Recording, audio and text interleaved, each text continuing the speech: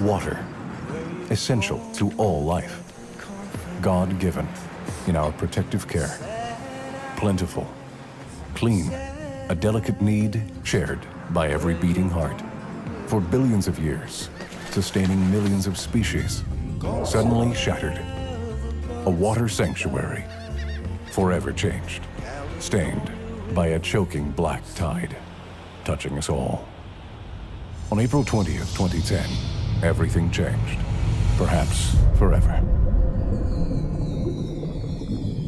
It's an enormous story with enormous implications. It needs to be an inflection point for the future.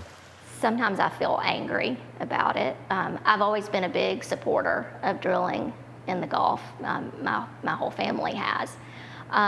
But, you know, we always expected and held the companies to the highest standard of safety and expected that that's what was happening. And, you know, now we find out that there really wasn't even a contingency plan for something like this. That makes me angry. This is a place of unfathomable importance to us, where risks taken for profit will be felt for generations. At first, I had high hopes. I didn't want to be hypocritical about anything. I mean, we use fuel to do our business, you know, and every aspect of our life revolves around fuel. And I had high hopes it was going to be taken care of, you know. But the damage down there is so bad, it seems it's so deep to get to work on. They're having a hard time getting anything resolved, and it's just getting worse. Things are just getting worse. One guy said yesterday, I may not be able to fish in the Gulf for another 2 years. And we're hearing projections anywhere of the oil impact on the fishing industry being anything from 2 months to 2 decades right now. And the 2 decades figure is truly frightening. It's truly frightening. This is an issue that should be a wake-up call. It will be a true tragedy, a magnified tragedy, if people think, oh, you can have an oil spill of this huge magnitude and not to worry. Tourism revenue is crucial to the residents of the Gulf.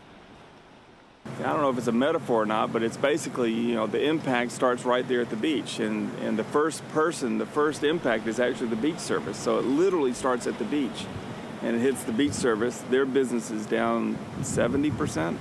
I mean, they're having $300 days instead of $2,000 days. And then it comes right up to the hotel. And the next person to be impacted is the restaurant at the hotel. And then, of course, the hotel. You start going across the street to the spa and the restaurants and the fishing boats, and you move into town. And then you can take it all the way up to Atlanta. I had a guy literally in a truck that brought fresh fish to Atlanta restaurants, high-end Atlanta restaurants. And that's a feature they can't offer anymore. So all of a sudden, this restaurant has a very legitimate complaint and impact from this oil spill. They can't serve fresh fish any longer from the Gulf. We adapt to the danger, but wild species are forced to feed and breed in our toxic mistakes. One of the things that I've been reminded of here in recent days is the impact of the oil, whether or not it ever reaches the shoreline. And we have turtle habitats here and many different sorts of wildlife preservation that go on in Dolphin Island. That's very important, of course. What you're eating could be very hazardous to your health. You can't cook out benzene. You can't cook all this stuff out of the fish that you eat.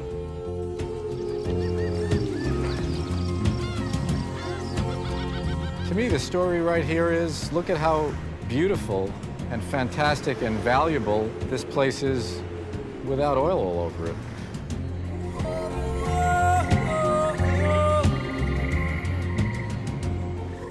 This could be the final blow for some creatures that were already right on the line, like bluefin tuna. The spill took place right in the midst of the only Western Atlantic breeding area that is known, and during the time when they are breeding. This took out a lot of turtles. What is the minimum number of turtles that it takes, the sea turtles, to make more turtles? There's a point of no return. We don't know what that is, but we're precariously close even before the spill. People are planning right now to move hundreds of turtle nests from around the Gulf to the east side of Florida. Now, probably if they could evacuate the turtles, the dolphins, the whales, the shrimp, the oysters, the fish, and the coral reefs, they would do that too. That's clearly impossible. If they have to stop everything because a couple of hurricanes pass in quick succession that pick up all of that oil and hurl it into the marshes and ashore, it's going to be one terrific mess, because the ocean right now is one terrific mess. Let's just take care of the ocean that has given us so much for so long. It's time to give back. The accident in the Gulf must be a lesson for the world, that our lives are deeply entwined with water. The black tide has slipped beneath the surface, gone from view, but not from the watchful eye of Loop of Life Productions. Our cause is protection of the sea, soil, and air we depend on. We seek truth and demand action where responsibility is due. We invite you to join our commitment with a contribution. Help us heal the present and safeguard the future of this glorious blue planet.